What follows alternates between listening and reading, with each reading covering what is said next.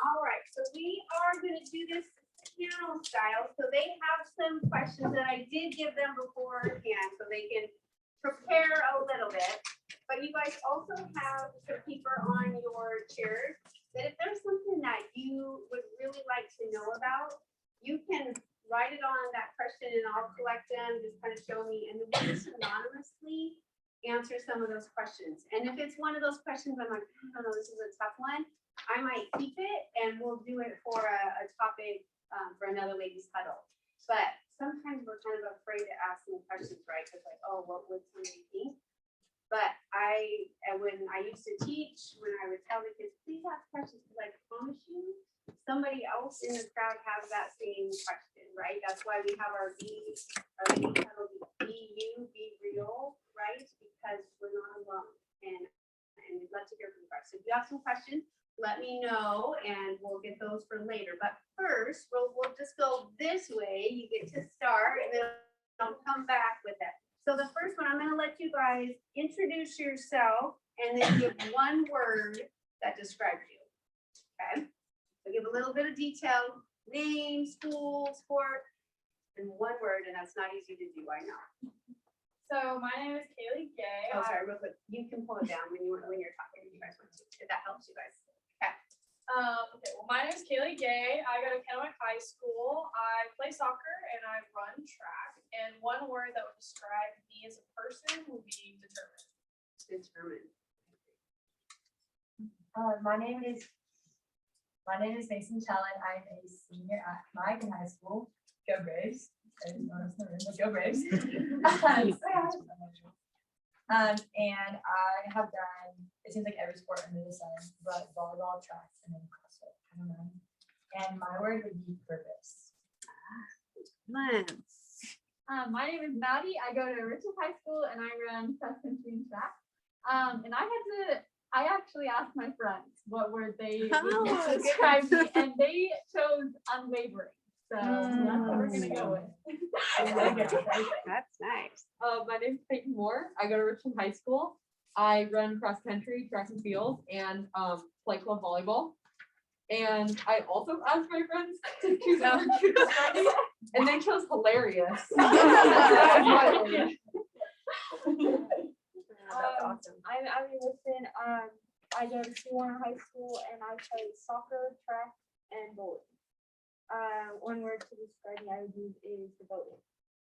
But Devoted. devoted, definitely, I would agree with that too. Yeah. Hello, I'm Ani Bowles. I go to Richmond High School. I run cross country, and one word to describe me would probably be stubborn. That's a good one. All right, so Ani, we'll go this way. What is your favorite dessert? My favorite dessert is most likely cheesecake. We make that a Cheesecake. lot at my Any house cheesecake now. fans out here? Yeah, okay. All right, go ahead. My favorite dessert would probably be the Oreo ice cream cake from DC. My favorite would probably be like apple crumble, with like the ice cream on top, and it just breaks it. So good. Don't even get me started on apple crumble. I would have to say we make a dessert called fruit pizza, but basically the crust is like a sugar cookie, and then you put cream cheese frosting and top it with fruit. It's very good. Yeah, that's really good. Mine would be like the Instagram worthy smoothie bowls where it has like all the good stuff on top. Of course. Mine would be anything that involves fruit, pretty much.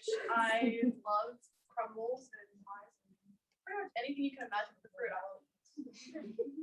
Okay, awesome.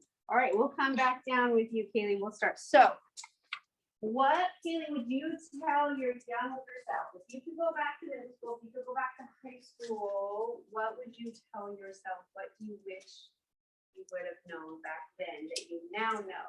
And this will be the same question for all of our years. So I had two things that I thought of, and the first thing would be if there's anything that I would do differently, it would just be more bold. Go out into awkward situations that make you feel so uncomfortable, but it'll honestly be 100% worth it in the end. And honestly, like my best friend who I have right now, we met in biology class and we literally became friends because I accidentally, that's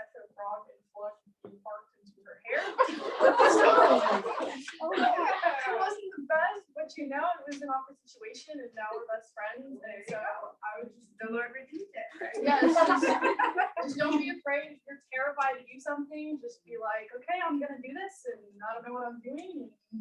It's gonna be 100% worth it in the end. And then the other thing I would say is I took a very hard academic course in high school, and homework pretty much like consumed my time. Like I just did homework and academics, and that was all I did.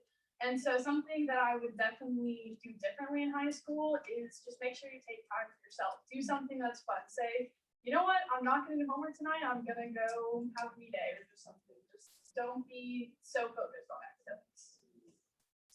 Let's look at your grades. Yes. Yeah. That's great advice for you, though. I know that's great. All right, you start. Yeah, so, and I'll tell a little bit more about this later, but for my younger self, was this the biggest thing came to mind, was just be present. So much of my life is spent of doing X, Y, Z, but to get X, Y, Z, you first have to do A, B, C. But I was always worried about that ending. I was always worried about the next thing, but I wasn't able to truly like enjoy the present, enjoy that moment. Like today, for example, like this is just showing that we're still working on these things, guys. Like what you're gonna work on, and you're gonna show your senior, you're probably gonna still be working on. But like, so to say, like I had 6 different things, so after this, I have another thing. But what God has shown and what I would love to like put in your guys' next time is enjoy these moments, because God gives these appointments, gives these times to either feed into those soul in your heart, or for you guys to feed them into someone else. Like it is so good to just like take your breath and like, Lord, what you show me this time, how can I get it right? To just to be present. Yeah, I thought it's really good. I would just say, rest is good and rest is needed, and there's a lot of different opportunities, a lot of different good opportunities that high school brings, and it often also brings with it busy schedules. And so I would just encourage you guys to be purposeful in how you spend your time, because trust me, it goes very quickly. And if we don't make space to rest and recharge both physically but also spiritually, then it's hard to effectively pour into all the different activities that you would like to without burning out.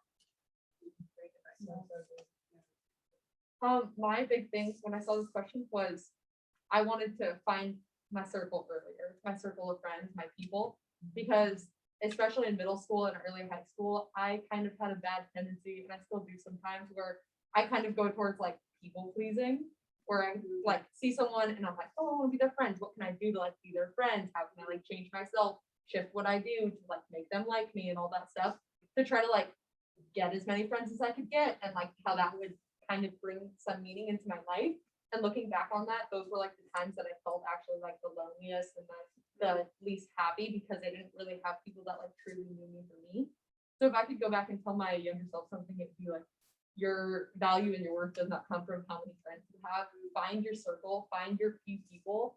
Like it doesn't matter if it's, you know, a big group, a small group, find those people that really know you for you, and the people that you don't have to act like a different person around. You don't have to shape shift for them, because honestly, those are the times where you're going to feel like you are truly known and that you truly have that worth and that connection. Because if you're just trying to like, I don't know, find your value in successes and in other people in just a big group, then you're gonna feel lonely for a period of time. So almost like in that way of like learn from my mistake, I wish that I could have told myself earlier, find those few people, because those few people really poured so much into my life. So good. So good. I would have to say that high school and really all of life has stressful moments, and you're gonna have busy schedules. You're gonna feel lonely at times, but you're also gonna have those highs, and you're gonna have those victories. And it's an up and down, it's hills and valleys. And I just say that you just want to remind yourself that in those low moments, you gotta pray to God and trust that He will get you through it, as well as in those high moments to humble yourself, praise God, and thank Him for those moments. Because without Him, there wouldn't be very many of those, and it'd be hard to get through the hard ones. Okay. What I would tell my younger self as I started high school would be to yeah, to plan out things, but also to give myself free time too, because I would procrastinate a lot freshman year. Like put everything off, say, I can do that tomorrow, it doesn't get done. So just make a tentative schedule and just put a couple things over there. Make sure you have something scheduled, but also give yourself time. Just make sure you use your time, but also get involved, because high school is an opportunity and you need to do things that you will enjoy and possibly you might even want to do in the future or in college. And it's just get involved and meet new people, and it's amazing. So Ani, we'll come back this way with you. What would you tell yourself, your younger self, as a female or lady competitor, lady athlete? What would you tell yourself you wish that you would have thought about earlier, or somebody would have come alongside and told you earlier about competing as a female or just as a competitor? Something that you've learned over the last couple of years. Well, what I would tell my younger self when I was doing cross country freshman year would probably be not to compare myself constantly to others. I would always look to the higher athletes and who were like seniors and juniors and be like, why am I not like them? Meanwhile, it was my first year running. So I'd always compare myself, and I didn't realize that God gives us different gifts to spread to others and to use those gifts to his glory rather than wanting what we don't have as much of. That's beautiful. So kind of add on to what you said about the gifts and stuff. When we get those victories and we're like, let's say we win the conference championship and like we're all super excited and stuff like that, just just humble yourself, because God gave you those gifts, and without those gifts you wouldn't get to those places. And so yeah, just we aren't supposed to boast and we're not supposed to be prideful. So just remember to humble yourself in those heights and victories, please. So actually what I was gonna say actually goes right with that, because that was something that I always really struggled with, was like confidence versus pride, and trying to find the difference between like being confident in myself and also like trying to avoid being prideful and still like trying to be humble at the same time. I would go back and tell myself like it's okay to be confident in yourself, just not to the point of prideful. But I feel like especially as a female competitor, it's very easy for people to see confidence as pride, and it's very easy for people to see, especially a girl versus a guy being confident, people will see that more as pride. And that's kind of the sad truth of it, is if a girl and a guy will have an equal confidence, I feel like more often the girl will be said to be prideful and less humble about things. And that's something that I would have told myself was like, don't be so afraid of being prideful that you undervalue yourself as a competitor, and that you're so overwhelmed with like, I want to make sure that no one sees me as this, that you actually like don't give yourself the credit and that you have from doing all these gifts from God. Like if God's given you an amazing gift to be able to play a sport at a high level and you have fun with it, like that's something to be confident and happy about. And honestly, some people might see that as pride, but don't let that take away from like the value that that's going to pour into your life. Don't be so afraid of what other people are going to think about it that you don't honestly give yourself and God that credit. Yeah, I would just say never forget the reason why you compete, because for me, that's when it starts becoming really stressful and full of comparison and just in general not very fun. And when we give our all to bring God glory and we rely on his strength and the gifts that he has blessed us with, that is when I have found true joy and true fulfillment in my sport. But on the other hand, when I've gotten consumed of like trying to meet other people's expectation or competing to win praise for myself, that's when I've found frustration and disappointment. So I would just encourage you guys, always remember why you compete and who you compete for.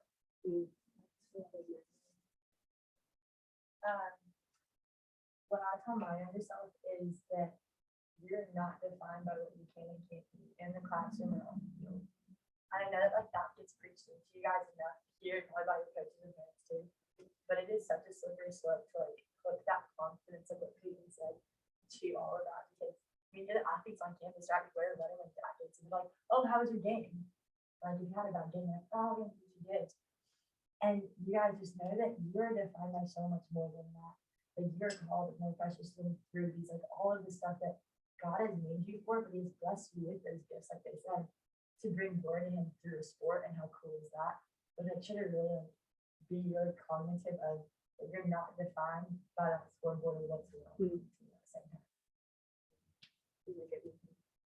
So I had something similar to Maddie, just don't be consumed by like the losses and what you need to do and comparing yourself like, oh, this person's better than me or anything like that. And just one thing that really stuck out to me, looking back on my career and like better is to persevere. That no matter how much you're comparing yourself and you know if you're not doing too well, and some of the teams that I participated in were super toxic with girls, and we just tore each other down. Like girls can be really mean, and that was not fun to deal with. But kind of like what Maddie was saying, like who do you play for and why do you play the sport? Because you enjoy it, and so persevere if there's a lot of negativity, and just remember why you play the sport that you do.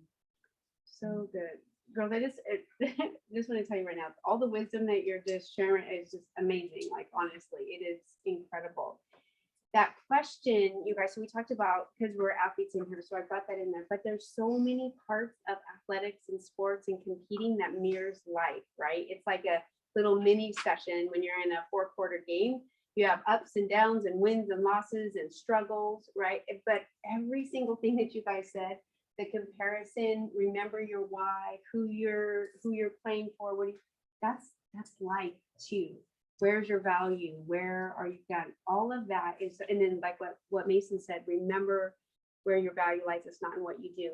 It's going to look different later in life. It might be within your job, it might be within a relationship, but all of these things are huge. And what you shared too about not comparing, that's one of the enemy's biggest tools, right? Is for us to look at like, oh, I don't look like her, or she's so much prettier or so much faster. They have so much more money. If we get stuck in the comparison game, we're stuck, right? And then we aren't able to look at who God created us to be and what He's given us. So you guys, that was amazing what you shared there. So thank you. With that, I want to ask, and Kaylee, we'll bring it back to you. What would you tell yourself, your younger self, about your relationship with Jesus or your faith? What would you have done different in regards to how you lived out your faith through high school, middle school? So one thing that I would do differently just with my faith is letting God have His plan. I like to control things. I really like to control. And it's super hard to not know why something is happening to you or what the outcome's going to be. I'm kind of like Mason where I need to plan. I'm always worrying about the future and not the present. And so there's one thing I would really encourage guys to do is God has a plan. He's know what He's doing. And your plan, you can have a plan, but God can be like that. We're going left. We're not going right. So it's really know that He's in control. And I would just personally, I'm still working on it. So I'm not controlling. I need to echo everything she said and more. Yeah. But one of the things is that I think, and a lot of us in here, you guys, like we've grown up in church, we've grown up as Christians, and I think sometimes we get comfortable. And we're getting kind of slow pace. So, oh yeah, like we're FC athletes, and yeah, God's good, like all that. Guys, like run, like flee from that. If I were to go back and I said, girl, you are being so comfortable. You're not going out on mission. You're not on God for Christ. But then, like, when I got to SA, I was like, I'll go for it. But then I would just really, like, echo into your hearts of, be on fire for Christ. Like, because He died for you, and He, like, that is such new every morning. You have this opportunity to go out and be that light. So I think if I were to go back and, like, kick myself in the bum and be like, girl, like, get your act together. You have a mission, and get on that mission route now versus 4, 5, 6 years later. What do you look at it? Yeah, that's really good. My thing is something similar to that. I would say something that I'm still like working on now, but just like, what does it mean? And how can I orient my life around Christ? So not only like do we say like, oh, I'm a Christian and I go to church on Sunday and I read my Bible and I pray at night, but like everything in my life, I want to center around and orient around Jesus. Like from when I wake up to when I go to bed. And like we say, like Jesus is our Lord, but like what is that? Like that title is a title of like submission to him, like he is our Lord over us. And so really what does that look like? It's not as a master Lord, that's what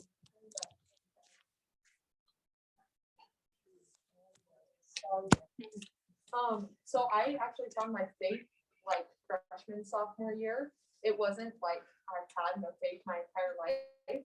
So like we're saying earlier, a big thing with comparison is I got really plugged into my church and I was always comparing myself over like these people have been going to church their whole lives. They know all like the Sunday morning Bible stories and all this stuff, and I'm just here and I have a heart that wants to serve, but I feel like my skills are lacking, my knowledge is lacking. And it was that comparison that really got to me and really got me down in my faith because I felt like I wasn't like good enough that I jumped in too late. And that comparison really, it was really hard to get very serious about my faith when I was comparing to other people all the time. But once I was able to kind of get past that, the biggest thing was time for me. Anyone that knows me knows that I am like, on my schedule is busy from right when I wake up in the morning to right when I go to bed at night. And there's not much sleep in between.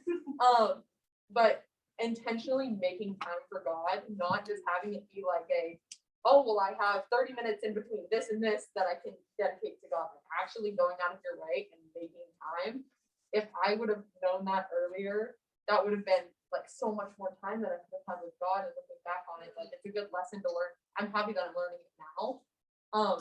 But just looking back, it's like, wow, if I knew that then, like what could happen, you know? And like I know that was God's plan and everything for me to learn it later on.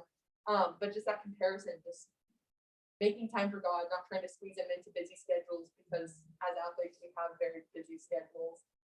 Making that time, investing in yourself, because it goes very, very fast. So make time for God. It is the most important thing that you can do in high school.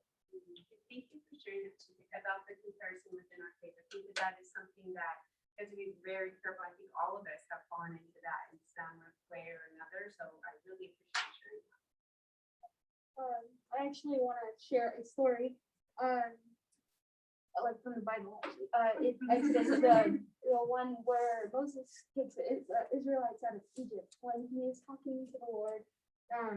Before he sends him to speak to Pharaoh, he actually tells the Lord that he's like, "Why are you sending me? I can't talk. I'm really slow to speak. I'm not eloquent at all. Like, why me?" But I think a lot of us often find ourselves fearful of that, and like I can't share that. Like I wouldn't know what to say. I'd probably say it wrong. Like I can't do that, and a lot of us get scared about that. But I think what the Lord tells him next is so powerful. Because what he tells him is it not I who gave humans their mouths, and do I not make them deaf or can I hear? I'm butchering this so bad, but basically he says that, and do I make them blind or see? He's like, is that not I? If it is, like, go, I will tell you what, I will give you the words to say, I will teach you and I will prepare you for that.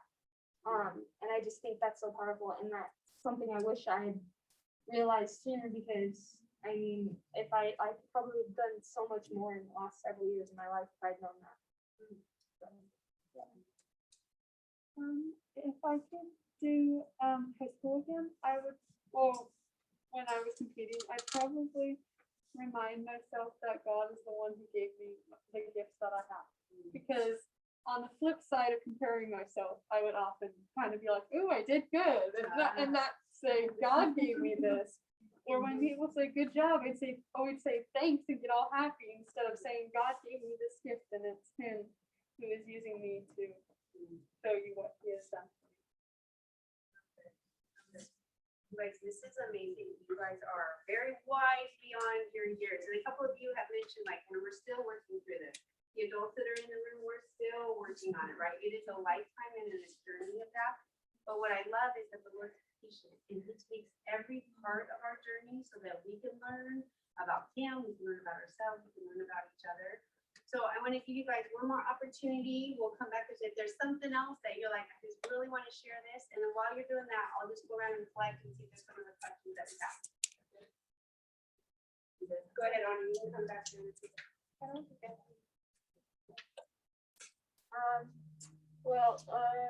Recently, actually a couple months ago, Sienna SJ went through a book called Not a Fan, and I think that's such a powerful message for sports players, especially because it's like you go to a football game and you're all cheering, you're all happy, and it's like yeah, but you don't know the players, you don't know the coaches, you're not down there with them doing it, and basically the book translates that to our faith. And we could say all day, oh yeah, I'm a Christian, I follow Jesus. But in the end, do we actually follow him is what it talks about. And I just think it was a powerful book, and if you get a chance to read it, I really think you should read it. Steve, do you remember who it was by? I can't remember. Tyler Ireland. That was so good. It's such a great book. And I don't know, it changed the way I look at things like so much. And I grew up in church, and I was like, whoa, that's definitely a different way to look at it. And I highly encourage that you read that. So I have two quick things. So just a tiny bit of background.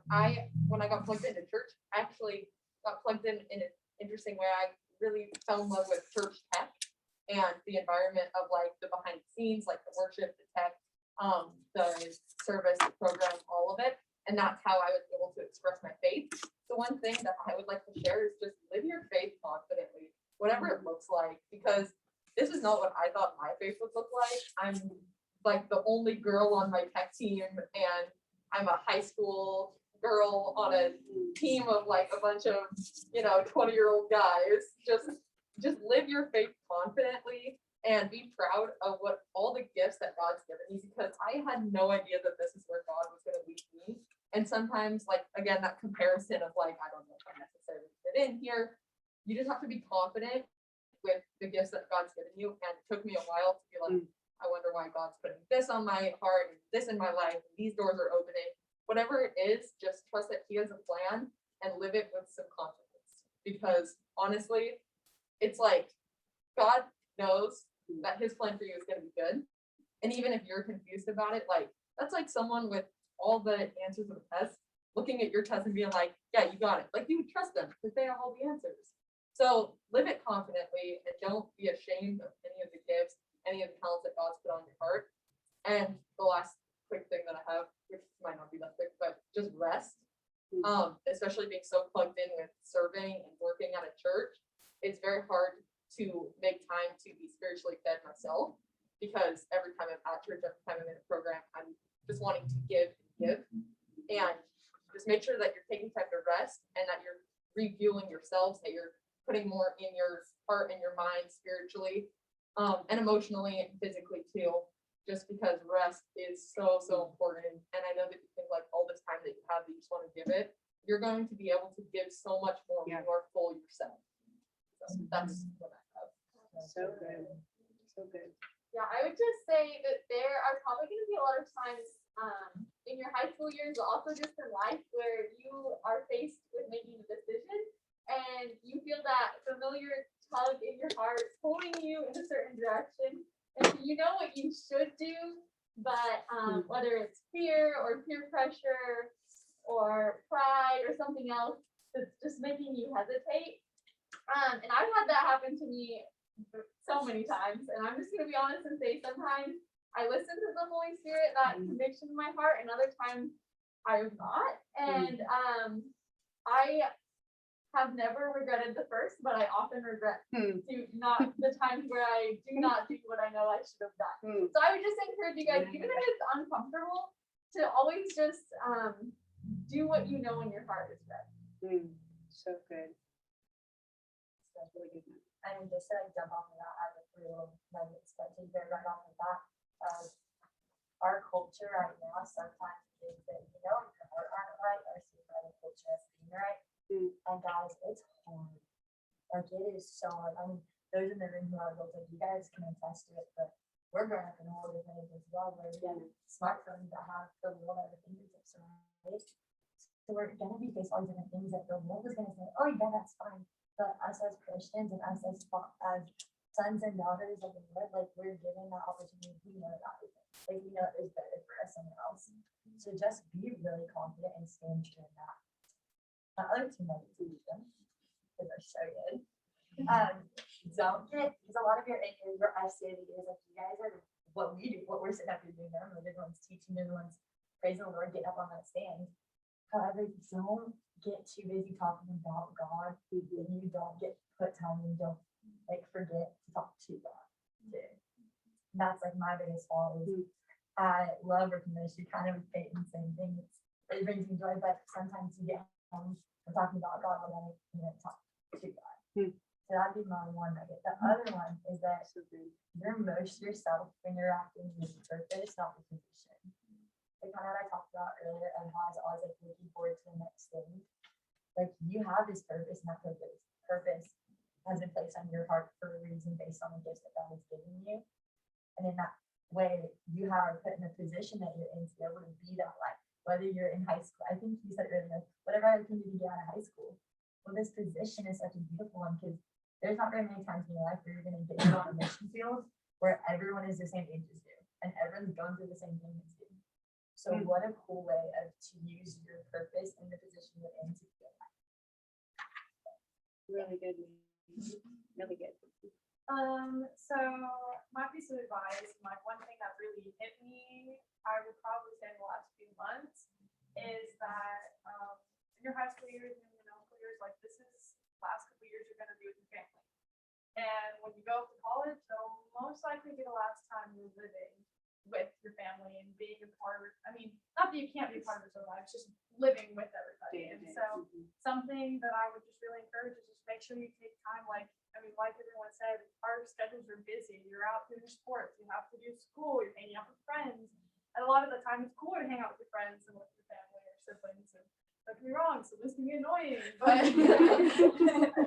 but just make sure that you take the time to see how your siblings is doing, and then take the time to, like my brothers, they love fishing, and sometimes the way to really connect with them is for me to drive them to a fishing spot. So just make sure you take the time to enjoy your family time. I'm gonna miss my family a lot when I leave. They'll miss you too. So, ladies, that was amazing. Like we're recording this, so this is good. You'll be able to share all of your nuggets of wisdom with others. So one of the things that we want to do is provide a safe space for you guys to have questions and get them answered. Right? It just seems like it keeps coming up, this conversation of who do we ask when we have questions about faith, about like who is Jesus, who is God, what is this? And so even if you've grown up in the church, a lot of us have questions about our faith, but we're afraid sometimes. Like, what if I say to somebody, I'm kind of doubting that to be true? Will they think something's wrong with me, right? And so I think we do a really big injustice as believers when we don't provide opportunity for you guys to have questions. And so that's something that we want to do. This is a start of it. We've talked about even maybe doing a time of relate settle where we just put in the questions.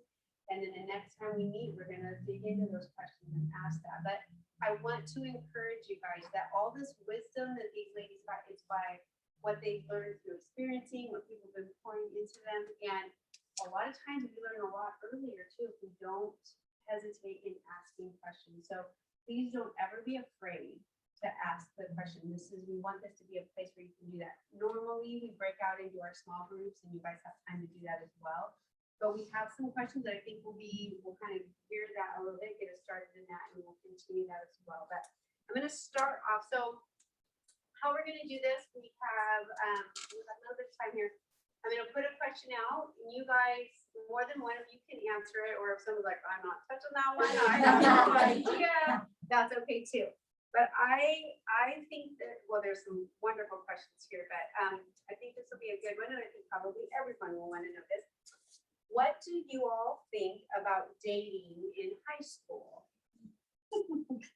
All right, so if you have a hard, fast answer. All right, go for it. I'm only like so fast because I've actually seen a lot of stuff on my Instagram about this recently for some reason. It's the season.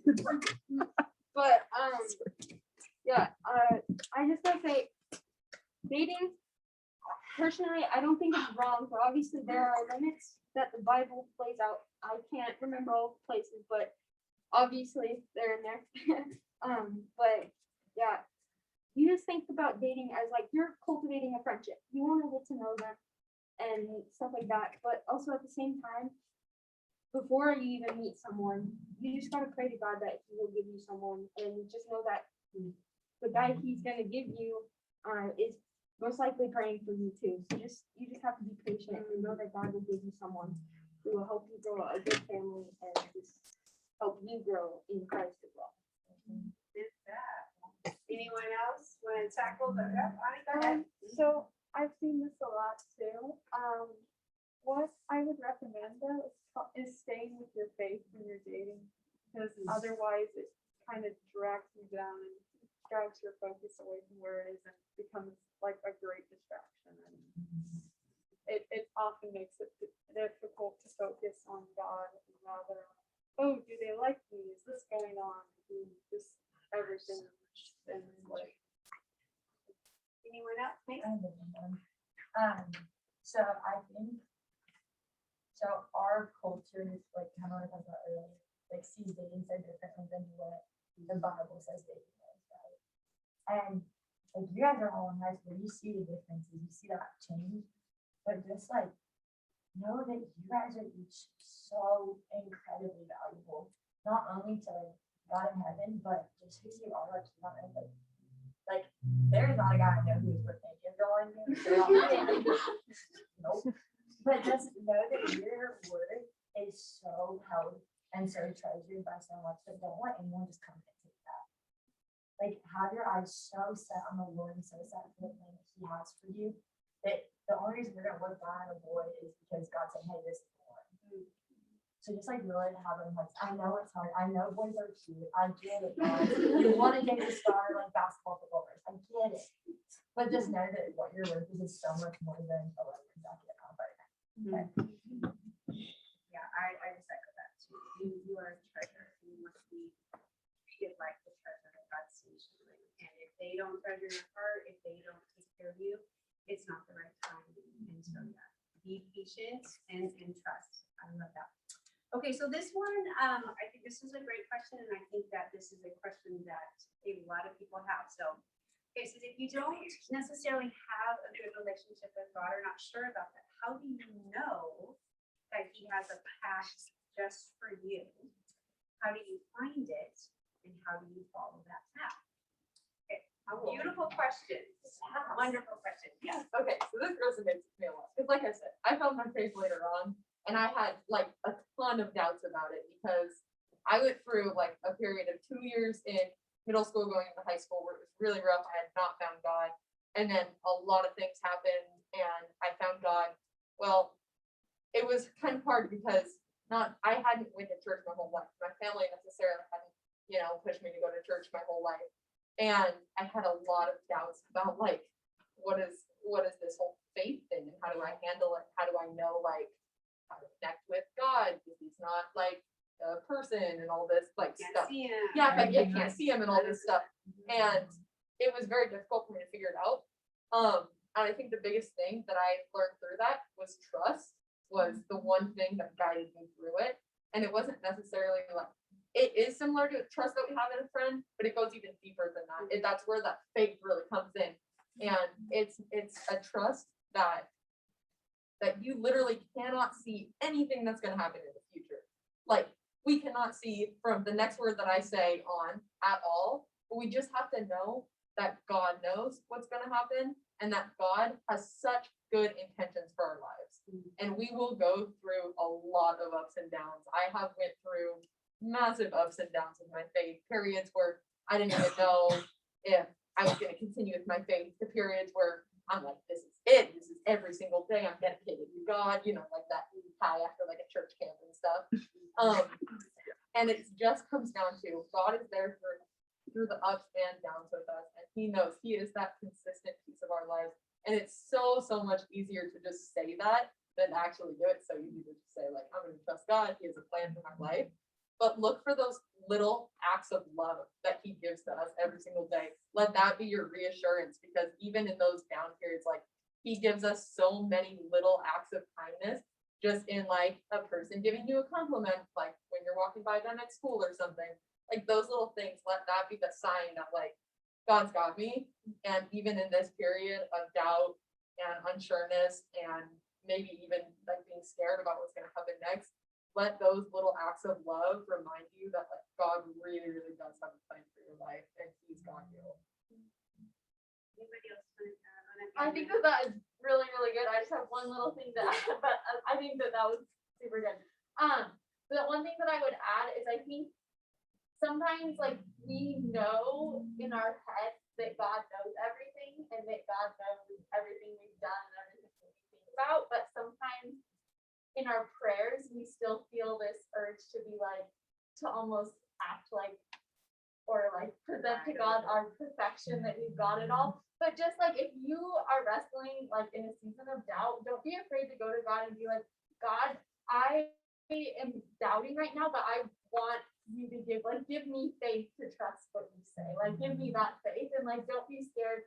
Like you don't have to come to God all put together. You can come to God yourself with all your struggles, all your doubts, all your imperfections. So, but what you said was really good. Did you want to ask something? So, kind of like what they were both saying, that you want to pray to God about it and stuff like that, and he will show you. And but also you can also look at the gifts that he gives you and just the things that make you so happy and give you joy to do.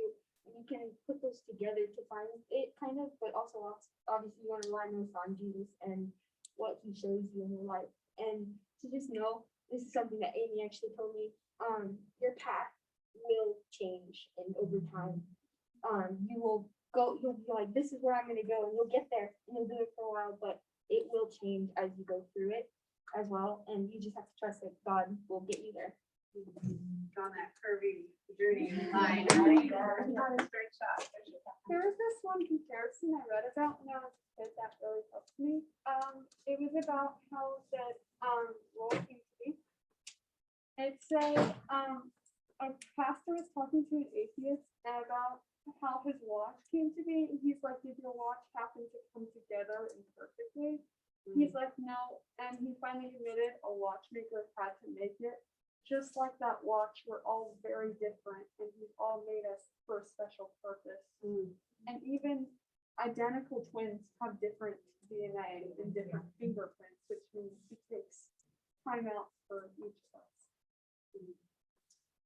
That is beautiful, because that was actually a little bit of the question, like, how do I know he has a plan for me, right? And that's a great, so what is it? He said, just like the watchmaker, right? So yeah, so we have the creator that has created each one of these. That is beautiful. I love that. Is there something else here? I was just gonna say, like, everything that they're talking about is amazing, but also just remember, like, it takes time, and that's something I really struggle with, is that I hate not knowing and having to just trust and have faith. And I mean, right now, you probably won't be able to see it, what path you're on, and if you're questioning, like, what is happening, but there is a light at the end of the tunnel, and it will take time, but there is hope. And that's also something why we do this, is we can confide in other people, and you don't necessarily want to do it in public, or tell somebody that. That's another thing, like, don't be afraid to tell somebody that you're struggling. That's something that I struggled with for a real long time. Is like, I grew up in the church, and it was scary to admit that I had doubts and that I was doubting things that I felt like I should have known all my life. So just don't be afraid to tell it. I love that, because everything that you answered is great. He says, if you seek me earnestly with your heart, you'll find me, right? And so just being honest, just like Maddie said, like, oh, I have some questions, just like Kimmy said, then that's what this is for, right?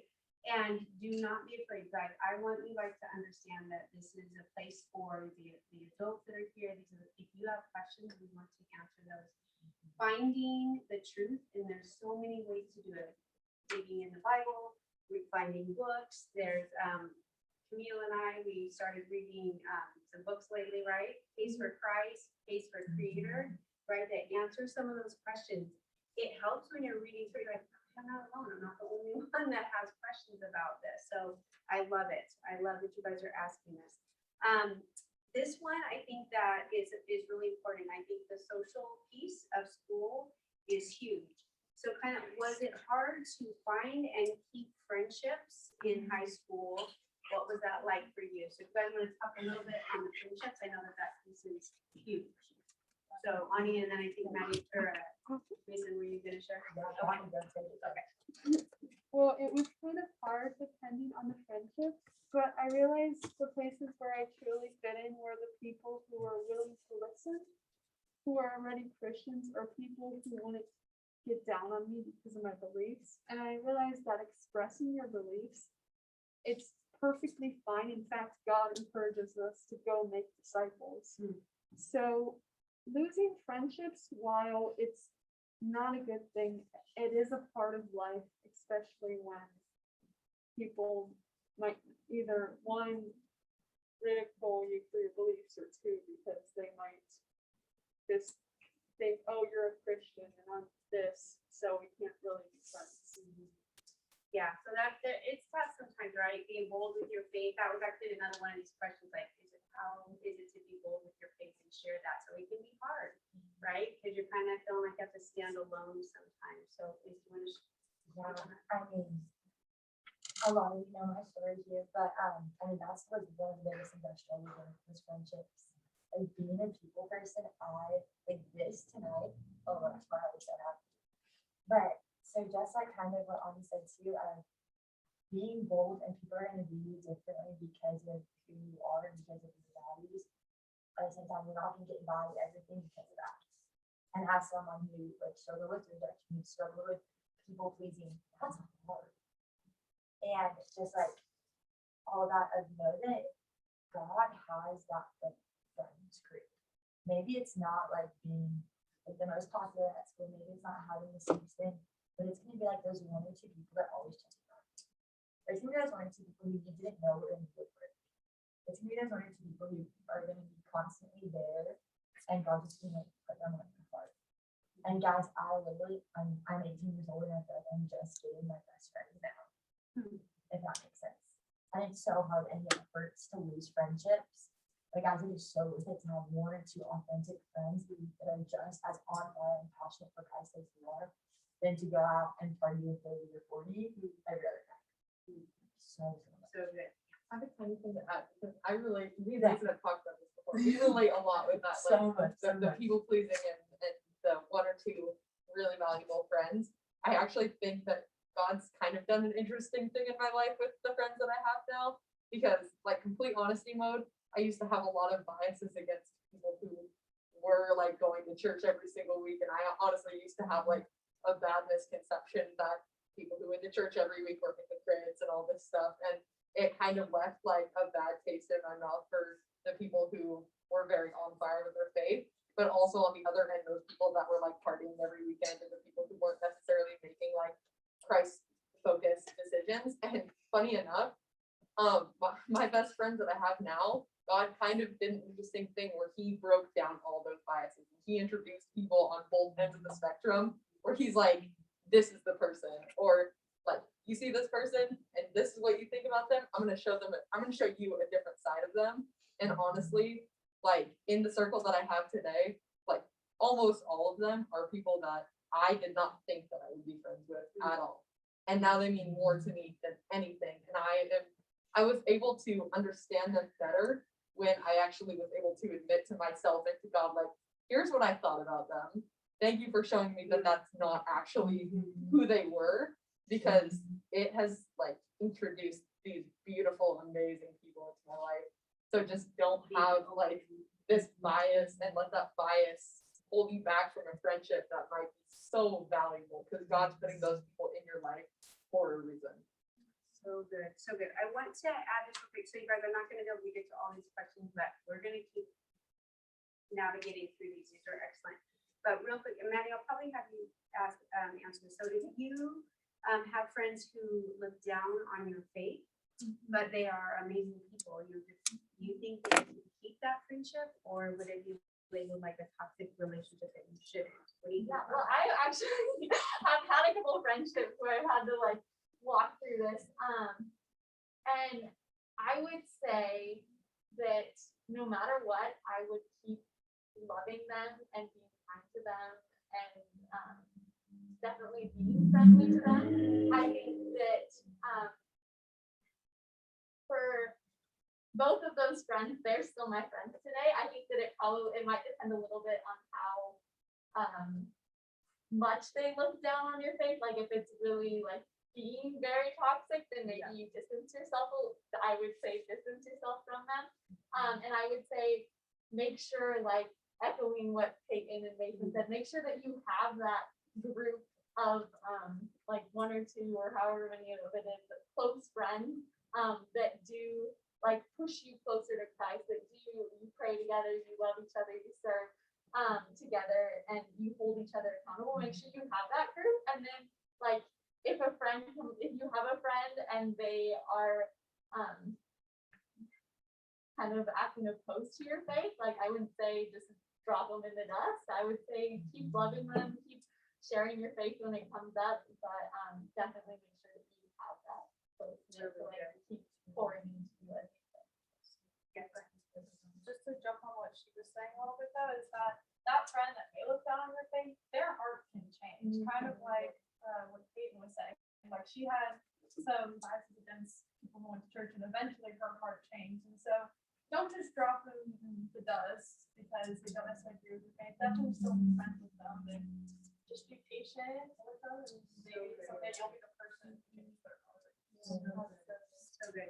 So, ladies, we just have a few more minutes. I want to end on a song that I think probably is familiar to a lot of you. It's talking about going out across those borders and going out past maybe where our faith takes us, right?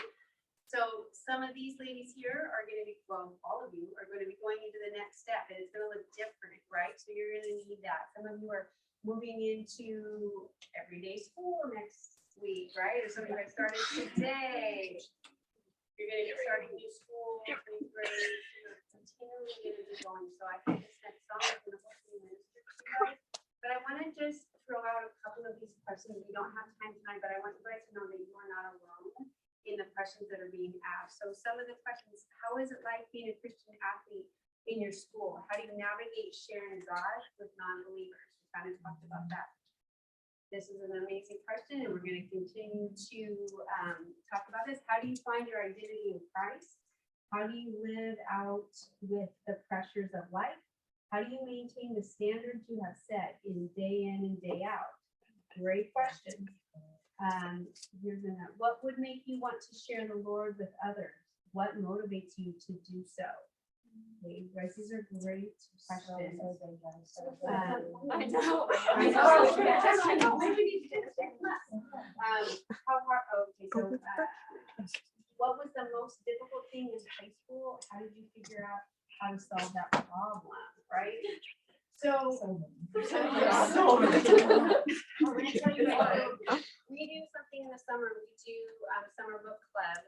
And this summer we are going to do the book Radiant, which is from Priscilla Schreier. So it's talking about, this is talking about finding your identity in Christ, who he says that you are. So I love this. It says the culture will try to define you.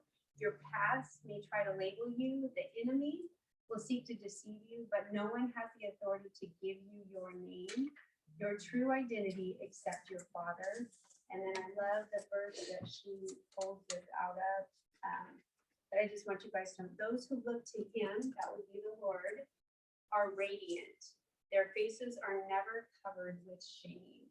So he sees you as radiant, and you want you guys to see yourself as radiant. And this is why we do what we do here. And if these ladies are willing to come and share some of the things they've been through.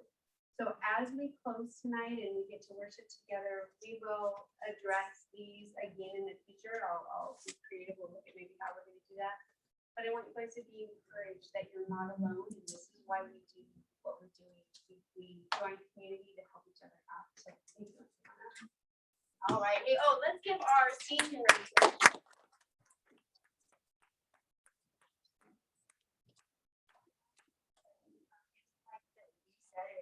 about our stories. We're gonna I want to talk with you. We would love to connect with you and play with you because we are your big sisters and we want to be there for you. She doing.